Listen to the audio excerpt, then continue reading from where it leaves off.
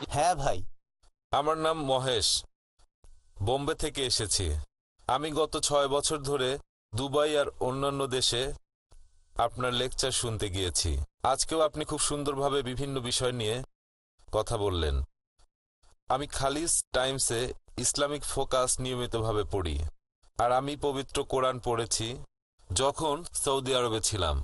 আপনি কি একটু ব্যাখ্যা করে বলবেন যে তাকওয়া জিনিসটা আসলে কি, আর কোরআনের সূরা আল ফাতিহা? ভাই মাশাআল্লাহ, ভাই মহেশ বোম্বে থেকে এসেছেন, আমিও থাকি বোম্বে। আপনি আমার লেকচার শুনছেন 6 বছর ধরে। আরেক বোনও বললেন মাশাআল্লাহ, তিনিও কয়েক বছর ধরে আমার লেকচার শুনছেন। আপনি প্রশ্ন করলেন যে তাকওয়া জিনিসটা কি। তাকওয়া মানে ধার্মিকতা, আল্লাহকে মেনে চলা এবং ন্যায়নিষ্ঠতা। একটা হাদিস আছে তাকওয়া সম্পর্কে, বলছে এটা অনেকটা এরকম, আপনি হাঁটছেন একটা জঙ্গলের মধ্যে, গাছপালায় অনেক কাঁটা আছে, আপনি ভয় পাচ্ছেন আপনার পোশাক সেই কাঁটায় বেঁধে যেতে পারে, সেজন্য আপনি খুব সাবধানে আপনার পোশাকটা বাঁচিয়ে সেই কাঁটায় ভরা জঙ্গলের মধ্য দিয়ে হাঁটছেন। তাকওয়া হচ্ছে এরকম। মূলত এটা হচ্ছে আল্লাহকে মেনে চলা, ধার্মিকতা, ন্যায়নিষ্ঠতা। এই হচ্ছে সংক্ষেপে তাকওয়া শব্দের মানে। আমি এখন আপনাদের দাওয়াত দিচ্ছি, যেহেতু আপনি আমার লেকচারগুলো দেখেছেন আর শুনেছেন গত 6 বছর ধরে, আরেক বোনও শুনেছেন কয়েক বছর, দুজনেই থাকেন বোম্বে শহরে। আমি আপনাদের দাওয়াত দিচ্ছি, আমন্ত্রণ জানাচ্ছি এই দ্বীনুল হকে, এই সত্যের ধর্মে। আমি আল্লাহর কাছে দোয়া করছি আপনাকে যেন আল্লাহ হিদায়াত করেন, আর ইনশাল্লাহ ইনশাল্লাহ আল্লাহ তাআলা যেন আপনাদের হিদায়াত করেন, আপনিও যেন তাকওয়া অর্জন করতে পারেন, মানে আল্লাহকে মেনে চলা আর ধার্মিকতা। আশা করি উত্তরটা পেয়েছেন। হ্যাঁ ভাই। আপনি বাইবেলের উদ্ধৃতি দিতে গিয়ে একেবারে শাব্দিক অর্থ করে ফেলেছেন যে বাইবেল আমাদের এই শিক্ষা দিচ্ছে। আর আমি যতটুকু জানি যে গত কয়েকশো বছর ধরে বাইবেলের বিভিন্ন রূপক গল্প, সেগুলোর শাব্দিক অর্থগুলো এখন আর ধরা হয় না, এর পেছনের অর্থটাই হলো আসল। আমার প্রশ্নটা হলো যে ইসলাম ধর্মে কি এরকম কিছু করার চেষ্টা হয়েছে যেখানে শাব্দিক অর্থটা ধরা হবে না, বরং এর পেছনের অর্থটাকে গ্রহণ করা হবে, কোরআনে যেসব কথা বলা হয়েছে? ভাই আপনি প্রশ্ন করলেন যে আমি বাইবেলের উদ্ধৃতি দিয়েছি আর সবকিছুর শাব্দিক অর্থ করেছি, তবে গত কয়েকশো বছর ধরে রূপক অর্থগুলো নেওয়া হচ্ছে। রূপক গল্প কোরআনেও আছে, পবিত্র কোরআনেও রূপক আছে। আর কোনো কথা যদি কোরআনে বলা হয়, অনেক সময় দেখা যায় যে একটা শব্দের অনেকগুলো মানে আছে। যদি একটা শব্দের 5-6টা অর্থ হয়, হতে পারে সবগুলোই সঠিক, অথবা হয়তো একটা অর্থ ধরতে হবে। তবে তার মানে এই না যে পবিত্র কোরআন একটা কথা বলছে আর আপনি অন্য অর্থ ধরে বসলেন। পবিত্র কোরআনে রূপক গল্প আছে, অনেক রূপক গল্প পবিত্র কোরআনে, তবে তার মানে এই না যে শাব্দিক অর্থ কোরআনের বিরুদ্ধে যাবে। তাহলে কোরআন যেটা বলছে, বাইবেল যেটা বলছে, যেমন মূল যে ইঞ্জিল, যীশুখ্রিস্টের উপর যে আসমানি কিতাব নাজিল হয়েছিল, সেটা পাঠানো হয়েছিল দিক নির্দেশনা হিসেবে, যেটা উল্লেখ করা হয়েছে সেটা মেনে চলতে হবে। হ্যাঁ, অনেক সময় হতে পারে যে অন্য আরো কিছু অর্থ হয় আর সেগুলো সঠিক, তার মানে এই না যে সাধারণ যে অর্থটা সেটা বাদ দিতে হবে। হ্যাঁ ভাই বলেন। আমি উদাহরণ দিচ্ছি, যেমন আপনি লেভিটিকাসের উদ্ধৃতি দিয়েছেন আমাদের পোশাকের ব্যাপারে, যেটা আছে খ্রিস্টান ধর্মে। তবে পরবর্তীতে যীশুখ্রিস্ট বলেছেন শুধু শালীনতা বজায় রাখতে, আমরা শালীন হয়ে চলব। এখনকার দিনে খ্রিস্টানরা শাব্দিক অর্থটা নাও নিতে পারে, পুরো শরীর ঢাকছে না, অথবা তারা ঢিলাঢালা পোশাক পরছে না। আমরা আধুনিক সমাজে বাস করি, এখানে শালীনতার অর্থ অন্যরকম হতে পারে, এইরকম আর কি। খুব সুন্দর। আমি আসলেই আপনার প্রশ্নটা পছন্দ করেছি। আপনারা প্রশ্ন করলে আমি উত্তর দেওয়ার যথাসাধ্য চেষ্টা করব। ভাই একটা উদাহরণ দিলেন যে আমি লেভিটিকাস থেকে বলেছি, আসলে লেভিটিকাসের উদ্ধৃতি না, বলেছিলাম ডিউটেরোনমি অধ্যায় 22 অনুচ্ছেদ 5, যেখানে শালীনতা সম্পর্কে বলা হয়েছে 1 তিমথি অধ্যায় 2 অনুচ্ছেদ 9, তারপর 1 করিন্থিয়ান্স অধ্যায় 11 অনুচ্ছেদ 5 থেকে 7 শালীনতা।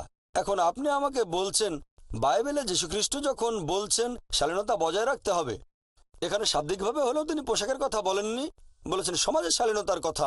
এটা হচ্ছে আপনার ব্যাখ্যা বাইবেল সম্পর্কে। আসুন দেখি যীশুখ্রিস্ট নিজের মুখে কি বলেছেন।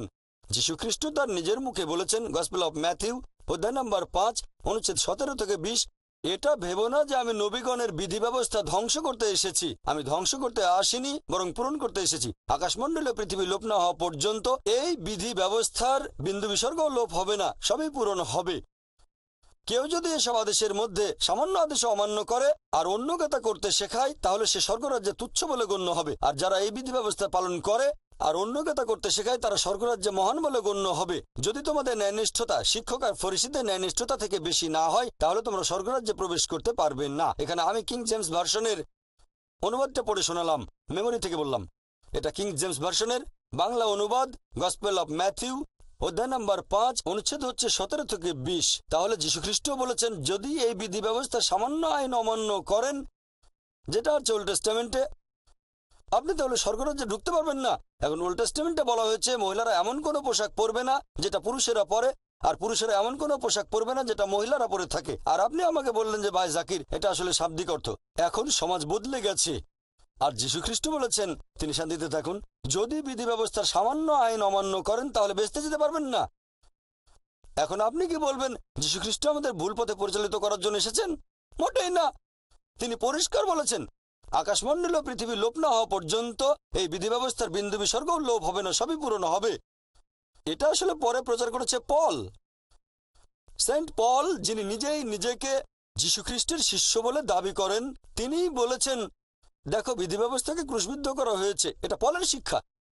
যীশুখ্রিস্ট কখনো এরকম শিক্ষা দেননি। কাকে বিশ্বাস করবেন, যীশুখ্রিস্টকে বিশ্বাস করবেন নাকি সেন্ট পলকে? তারপর যীশুখ্রিস্ট আরো বলেছেন, যদি তোমাদের ন্যায়নিষ্ঠতা শিক্ষক আর ফরিসীদের ন্যায়নিষ্ঠতার চেয়ে বেশি না হয়, যদি ইহুদিদের চেয়ে উন্নত না হও, স্বর্গরাজ্যে প্রবেশ করতে পারবে না। তার মানে বাইবেলের ওল্ড টেস্টামেন্টে যেসব কথা বলা হয়েছে, শূকরের মাংস খাবে না, শালীনতা বজায় রাখবেন, সবকিছু মানতে হবে। এজন্য আপনি দেখবেন যে চার্চে যারা নান সিস্টার, তাদের পোশাক মুসলিম মহিলাদের মতো। আপনি কি মা মেরির কোনো ফটোগ্রাফ দেখেছেন? তার পুরো শরীর ঢাকা, মাথায় কাপড়, কবজি পর্যন্ত ঢাকা, পায়ের গোড়ালি পর্যন্ত। আমি জানি না ভবিষ্যতে কি হবে, আল্লাহ জানেন। মা মেরিকে হয়তো স্কার্ট পরতে হতে পারে, আপনাদের ভাষায় এটাই উন্নতি। তবে আসলে তার পুরো শরীর ঢাকা। নানদের ব্যাপারটা একই রকম, নানদের পুরো শরীর ঢাকা। কেন? আর ইসলাম ধর্মে মুসলিম মহিলারা নানদের মতোই। প্রত্যেক মুসলিম মহিলা ধার্মিকতার কথা যদি বলেন, সে হবে ধার্মিক আর শালীন। এখানে আমি বলবো, খ্রিস্টান বলতে যদি তাদের বোঝানো হয় যারা যীশু খ্রিস্টের শিক্ষাগুলো মেনে চলে, তাহলে আমরা মুসলিমরা খ্রিস্টানদের চেয়ে আরো বেশি খ্রিস্টান। হ্যাঁ ভাই, আমি বলতে চাচ্ছি যে বর্তমানের এই আধুনিক সমাজ ব্যবস্থায় আমরা আধুনিকভাবে সবকিছুর ব্যাখ্যা করব। আমরা সব ক্ষেত্রে শাব্দিক অর্থটা হয়তো ধরবো না, আপনি যেভাবে ধর্মগ্রন্থের উদ্ধৃতি দিলেন সেভাবে ধরবো না। আমরা বোঝার চেষ্টা করব যে যীশু খ্রিস্ট তিনি এই কথাগুলো দিয়ে আসলে কি বোঝাতে চেয়েছিলেন। আমরা ওল্ড টেস্টামেন্টের কথাগুলো মেনে চলবো, তবে হয়তো শাব্দিক অর্থ না, বোঝার চেষ্টা করব তিনি কি বুঝিয়েছেন এই পোশাকের কথা বলে। যিশু বলেছেন এগুলো না থাকলে স্বর্গে যেতে পারবে না। এখন আধুনিক একজন মানুষ, সে হয়তো এই কথাটাকে অন্যভাবে ব্যাখ্যা করতে পারে, অন্যভাবে দেখতে পারে। ভাই আপনার কথাটা যদি মেনে নেই যে প্রত্যেক যুগে নতুন ব্যাখ্যা দেয়া হবে, তাহলে এই বাইবেলের প্রয়োজনটা কি? কোরআনের প্রয়োজন কি? যদি আপনি বারবার যুগের সাথে তাল মিলিয়ে ব্যাখ্যা করতে থাকেন আর আধুনিক সমাজের দৃষ্টিভঙ্গি যদি বাইবেলের ভেতরে ঢোকাতে চান, তাহলে বাইবেলের প্রয়োজনটা কি? বাইবেল তাহলে দরকার হবে কেন?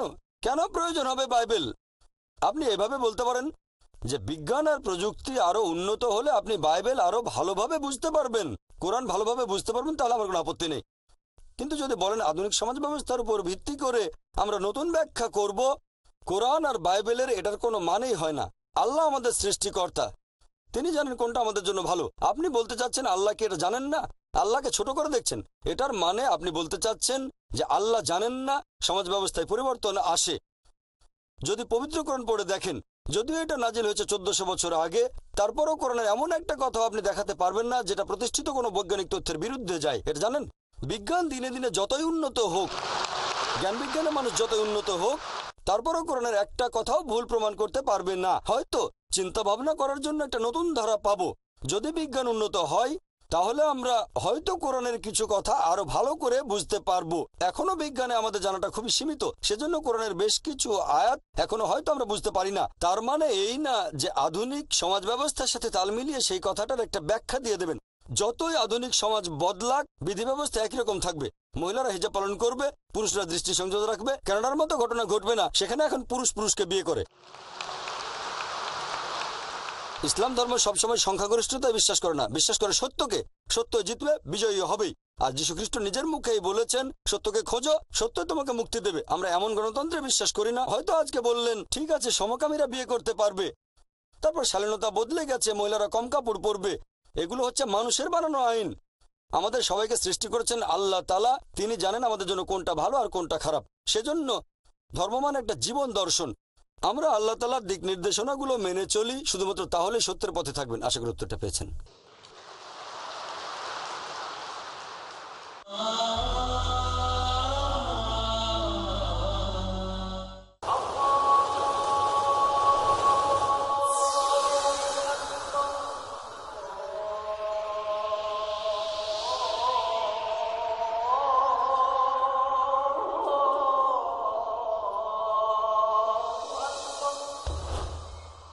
যাদের পথে চলা যায় না,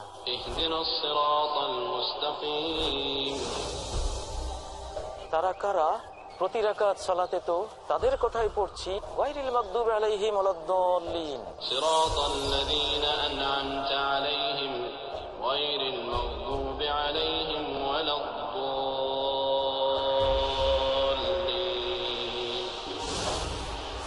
তবে কি ইচ্ছে করে অথবা জ্ঞানের ভুলে আমরা অনেকেই ছুটে চলেছি সেই অভিশপ্ত এবং ভ্রান্তদের পথেই? জানতে দেখুন পিস টিভি বাংলায় আমাদের আয়োজন যাদের পথে চলা যায় না। সুবহানাল্লাহ, হামদুলিল্লাহ, ওয়া লা ইলাহা ইল্লাল্লাহ, আল্লাহু আকবার। সুবহানাল্লাহ, হামদুলিল্লাহ, ওয়া লা ইলাহা ইল্লাল্লাহ, আল্লাহু আকবার। জানেন কেন ইসলাম মন্দ পথকে নির্বাচন না করার নির্দেশ দিয়েছে? যাদের পথে চলা যায় না। প্রতি রবিবার রাত 10টায় বা পুনঃ সম্প্রচার সকাল 8:30টায় বাংলাদেশে পিস টিভি বাংলায়।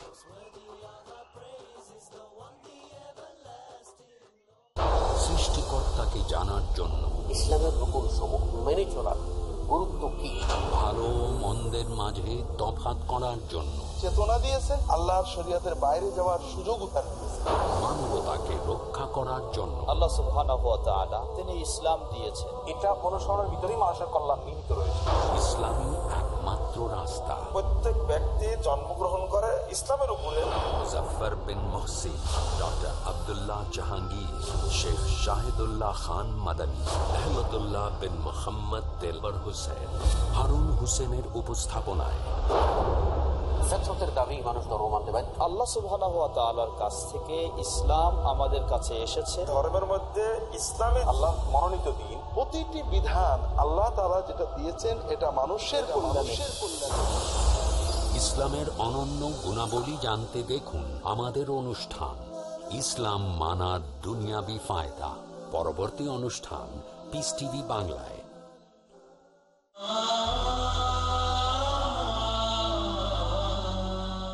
হ্যাঁ বোন। আসসালামু আলাইকুম। আমার নাম আয়শা, ফিলিপাইন্স থেকে এসেছি। আমার একটা প্রশ্ন আছে। আমি 1 বছর আগে মুসলিম হয়েছি। আমি আসলে আলহামদুলিল্লাহ। আমি আসলে কয়েকটা বিষয় নিয়ে বলতে চাই। 1 নম্বর, আমি দেখেছি যে বেশিরভাগ মুসলিম তারা অন্য ধর্মের দুর্বলতা বা সীমাবদ্ধতাগুলো নিয়ে কথা বলে থাকে। আমরা কেন ভালো জিনিসগুলোকে দৃষ্টান্ত হিসেবে তুলে ধরছি না তাদের সামনে? আজকে আপনার লেকচারে যেমন শুনলাম আমরা খ্রিস্টানদের চাইতে উন্নত। বর্তমানে আমি ইসলামিক সেন্টারে পড়াশোনা করছি। সেখানে আমাদেরকে এভাবে শেখানো হয়েছে যে একজন মানুষ কখনোই অন্য আরেকজন মানুষকে বিচার করতে পারে না। একমাত্র আল্লাহ সুবহানাহু ওয়া তাআলাই বলতে পারেন যে অমুক লোকটার অন্তর ভালো, সে ভালো লোক। পৃথিবীর কোনো মানুষ বিচার করতে পারে না। আপনি এই ব্যাপারে কি বলবেন? বোন, আপনি প্রশ্ন করলেন যে একমাত্র আল্লাহ তাআলাই বিচার করতে পারেন আমাদের অন্তর। আমি আপনার সঙ্গে একমত। আপনি বললেন যে আমরা কেন এভাবে বলি যে আমরা তুলনায় উন্নত, আমরা ভালো জিনিসগুলো উপস্থাপন করব। বোন, আমি আজকের লেকচারে যেটা করেছি, আমি খ্রিস্টান ধর্মের ভালো জিনিসগুলো নিয়েছি। আমি খ্রিস্টানদের উদ্দেশ্যে বলেছি যে যদি আপনারা যীশু খ্রিস্টের দেয়া শিক্ষাগুলো মেনে চলেন তাহলে সেটা হবে ভালো। আমি তাদের উপরে তুলেছি, তাদেরকে ছোট করতে চাচ্ছি না। আপনি আমার কথাগুলো বুঝতে পারেননি। আমি আসলে বোঝাতে চেয়েছি, যখন এই কথাটা বলেছিলাম যে খ্রিস্টান বলতে যদি তাদের বোঝায় যারা যীশু খ্রিস্টের শিক্ষাগুলো ভালোভাবে মেনে চলে, তাহলে আমরা মুসলিমরা খ্রিস্টানদের চেয়ে আরো বেশি খ্রিস্টান। কোরআনের আয়াত মেনে আমি বলার চেষ্টা করেছি, এসো সেই কথায় যা তোমাদের ও আমাদের মধ্যে এক। আমি কখনোই বলিনি যে আমরা তাদের চেয়ে উন্নত, বলেছি বাইবেলকে তাদের চেয়ে বেশি মানি, এটাই বলেছি। তারপর বলেছি আপনারাও কেন বাইবেলের কথাগুলো মেনে চলেন না, অন্তত সেগুলো মানেন যেটা কমন।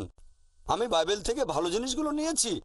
যদি আপনাদের বাইবেল বলে যে শালীনতা বজায় রাখো, মহিলারা মাথায় কাপড় দেবে, মহিলারা পর্দার আড়ালে থাকবে, মহিলারা শালীন হবে, আমি বলছি আপনারা শালীন থাকছেন না কেন? কখন প্রমাণ করার চেষ্টা করলাম যে আমরা হচ্ছি উন্নত তাদের চেয়ে? আমি বলতে চেয়েছি আসুন আমরা অন্তত সেগুলো মেনে চলার চেষ্টা করি যেগুলো কমন। এটা আমার বানানো কৌশল না, আমাদের সৃষ্টিকর্তা আল্লাহ তাআলা এটা বলেছেন, এটা আমার বানানো না। আল্লাহ এভাবে কথা বলতে বলেছেন। যদি আপনি বলেন এটা ভুল, তার মানে বলছেন আল্লাহর কথা ভুল। আল্লাহ পবিত্র কোরআনে বলেছেন সূরা আলে ইমরান অধ্যায় 3 আয়াত নম্বর 64, এসো সেই কথাই যা তোমাদের ও আমাদের মধ্যে এক। প্রথম সাদৃশ্য কি? আল্লাহ নাবুদা ইল্লাল্লাহ, আমরা আল্লাহ ছাড়া কারো ইবাদত করি না। আমরা অমুসলিমদের কাছে আল্লাহর এই বাণী প্রচার করব, আমরা সাদৃশ্যগুলো দেখব, সবচেয়ে সেরা সাদৃশ্য এক আল্লাহর ইবাদত করব। আশা করি উত্তরটা পেয়েছেন। হ্যাঁ ভাই। গুড ইভিনিং ডক্টর, আমার নাম রাহুল, ফিলিপাইন্স থেকে এসেছি। আমি একটি বিষয় নিয়ে একটু বিস্তারিত জানতে চাচ্ছিলাম যে ইসলাম ধর্মে নবী ইব্রাহিমের ছেলে ইসমাইল, তার গুরুত্ব কতখানি? ভাই আপনি প্রশ্ন করলেন যে হযরত ইসমাইল আলাইহিস সালামের গুরুত্ব কতখানি ইসলাম ধর্মে। আমরা বিশ্বাস করি যে ইসমাইল আলাইহিস সালাম নবী ইব্রাহিমের ছেলে। এই কথাটা শুধু পবিত্র কোরআনে নয়, খ্রিস্টানদের বাইবেলও আছে। বাইবেল আর কোরআন দুটোতেই এরকম বলা হয়েছে যে ইব্রাহিম আলাইহিস সালাম তার ছিল দুজন স্ত্রী, সারা এবং হাজেরা। এই কথাটা বাইবেলে উল্লেখ করা হয়েছে, পবিত্র কোরআনও আছে। এখন আইজাক, তিনি শান্তিতে থাকুন। ইসহাক, তার মা ছিলেন সারা, তিনি শান্তিতে থাকুন। আর ইসমাইল আলাইহিস সালামের মা ছিলেন হাজেরা, তিনিও শান্তিতে থাকুন। তাহলে তারা দুজনেই ছিলেন নবী, ইব্রাহিম আলাইহিস সালামের সন্তান। তারা দুজনেই ছিলেন আল্লাহর নবী। আমরা দুজনকেই ভালোবাসবো এবং শ্রদ্ধা করব। আশা করি উত্তরটা পেয়েছেন। হ্যাঁ ভাই। আসসালামু আলাইকুম। আমার প্রশ্নটা আগের এক মহিলার প্রশ্নের কথার প্রসঙ্গ ধরে, যিনি বলেছিলেন যে ধর্মের মধ্যে ভালো জিনিসগুলো দৃষ্টান্ত হিসেবে তুলে ধরতে হবে। এখন আমি বিশ্বাস করি যে ইসলাম হচ্ছে বড় একটা চেইনের ছোট একটা অংশ। এখানে প্রথমে আমাদেরকে দেখতে হবে ইহুদি ধর্ম, খ্রিস্টান ধর্ম, তারপর ইসলাম। একজন সত্যিকারের মুসলিম হতে গেলে আপনাকে প্রথমে বিশ্বাস করতে হবে ইহুদি আর খ্রিস্টান ধর্ম। আমার প্রশ্নটা হলো, ইসলাম ধর্ম যীশু খ্রিস্টের ক্রুশবিদ্ধ হওয়া সম্পর্কে কি বলেছে? আমি যীশু খ্রিস্টের ক্রুশবিদ্ধ হওয়ার উপরে ইসলামিক গল্পটা বিস্তারিত জানতে চাচ্ছিলাম। আর আমার মনে হয় যদি এই ব্যাপারগুলো পরিষ্কারভাবে ব্যাখ্যা করা যায়, তাহলে আমাদের মধ্যে আর তেমন কোনো পার্থক্য থাকবে না, মাঝখানের দূরত্বটাও অনেকখানি কমে যাবে। ভাই আপনি প্রশ্ন করলেন, এখানে একটা প্রশ্নের ভেতরে দুটো অংশ। আপনার মতো একজন মুসলিম তখনই মুসলিম হতে পারে যদি আগে ইহুদি আর খ্রিস্টান ধর্ম বুঝে তারপর ইসলাম বুঝতে চায়। আমি এটা মানতে পারছি না। আল্লাহ পবিত্র কোরআনে বলেছেন সূরা আলে ইমরান অধ্যায় নম্বর 3 আয়াত নম্বর 19, আল্লাহ সুবহানাহু ওয়া তাআলার কাছে একমাত্র গ্রহণযোগ্য দিন হচ্ছে ইসলাম। মুসা নবী যে ধর্ম প্রচার করেছেন সেটা আসলে ছিল ইসলাম, তিনি ইহুদি ধর্ম প্রচার করেননি। যীশু খ্রিস্ট যে ধর্মটা প্রচার করেছেন সেটাও ছিল আসলে ইসলাম, তিনি খ্রিস্টান ধর্ম প্রচার করেননি। খ্রিস্টান ধর্ম শব্দটা বাইবেলের কোথাও নেই, এটা কি জানেন? খ্রিস্টান ধর্ম যে শব্দটা বাইবেলে কোথাও খুঁজে পাবেন না। খ্রিস্টান শব্দটা প্রথম ব্যবহার করা হয়েছে বুক অফ অ্যাক্টসে। বুক অফ অ্যাক্টস বলছে যে অ্যান্টিওকের লোকজন তারা যীশু খ্রিস্টের অনুসারীদেরকে ডাকতো খ্রিস্টান বলে, এই নামটা দেওয়া হয়েছে আর সেটা দিয়েছে অ্যান্টিওকের লোকজন। যীশু খ্রিস্ট তার জীবদ্দশায় কোনোদিন খ্রিস্টান শব্দটা শোনেননি, এটা কি জানেন? তাহলে তিনি খ্রিস্টান ধর্ম প্রচার করবেন কিভাবে? আপনি যেটা বললেন যে একজন মুসলিম প্রথমে জানবে ইহুদি আর খ্রিস্টান ধর্ম তারপর ইসলাম সম্পর্কে, এটা পুরোপুরি ভুল। আল্লাহর কাছে একমাত্র গ্রহণযোগ্য দিন হচ্ছে ইসলাম। আল্লাহর সব নবী রাসূলগণ প্রচার করেছেন ইসলাম। আপনি এখনকার দিনে যে বাইবেল আর অন্যান্য ধর্মগ্রন্থ দেখছেন এগুলো আসলে মূল আসমানি কিতাবের বিকৃত রূপ। এবার আপনার প্রশ্নটা যে ইসলাম যিশুর ক্রুশবিদ্ধ হওয়া সম্পর্কে কি বলে, এ ব্যাপারে ইসলামের দৃষ্টিভঙ্গিটা কেমন? কোরআন বলছে সূরা নিসা অধ্যায় নম্বর 4 আয়াত নম্বর 157 যে তারা বড়াই করে বলে আমরা মরিয়মের পুত্র যিশুকে হত্যা করেছি। ইহুদিরা তারা বড়াই করে বলে আমরা মরিয়মের পুত্র যিশুকে হত্যা করেছি। وما قتلوا وما صلبوا তারা তাকে হত্যা করেনি, তাকে ক্রুশবিদ্ধও করেনি, ولكن شبه لهم কিন্তু তাদের এরকম বিভ্রম হয়েছিল। যারা তার সম্পর্কে মতভেদ করেছিল তারা সংশয়যুক্ত ছিল, إلا اتباع الظن অনুমান ছাড়া তাদের কোনো জ্ঞানই ছিল না। وما قتلوا يقينا আর এটা ছিল নিশ্চিত যে তারা তাকে হত্যা করেনি। তাহলে পবিত্র কোরআন অনুযায়ী ইহুদিরা বড়াই করে বলেছিল তারা যিশু আলাইহিস সালামকে হত্যা করেছে, তবে তারা তাকে হত্যা করেনি, তাকে ক্রুশবিদ্ধও করেনি, কিন্তু তাদের এরকম বিভ্রম হয়েছিল। যারা মতভেদ করেছিল তারা সংশয়যুক্ত ছিল, অনুমান ছাড়া তাদের কোনো জ্ঞান ছিল না। এটা নিশ্চিত তারা তাকে হত্যা করেনি। তাহলে পবিত্র কোরআনের ভিত্তিতে আমরা বিশ্বাস করি যীশু খ্রিস্ট ক্রুশবিদ্ধ হয়ে মারা যাননি। মানুষের এরকম বিভ্রম হয়েছিল। আমি একটা বিতর্ক করেছিলাম যে যীশু খ্রিস্ট কি সত্যি ক্রুশবিদ্ধ হয়েছিলেন। ক্রুসিফিক্সন মানে কোনো ব্যক্তি ক্রুশবিদ্ধ হয়ে মারা যাওয়া। সেই বিতর্কে আমি প্রমাণ করেছিলাম যে যীশু খ্রিস্ট আসলে ক্রুশবিদ্ধ হয়ে মারা যাননি। এটার কোনো ইংরেজি শব্দ নেই যে একজনকে ক্রুশবিদ্ধ করা হয়েছে কিন্তু সে মারা যায়নি। তাই আমরা নতুন একটা শব্দ চালু করেছি, ক্রুসিফিকশন। FICTION, ফিকশন, ফিকশন না, FIXION না। আমরা বিশ্বাস করি এটা হলো ক্রুসিফিকশন,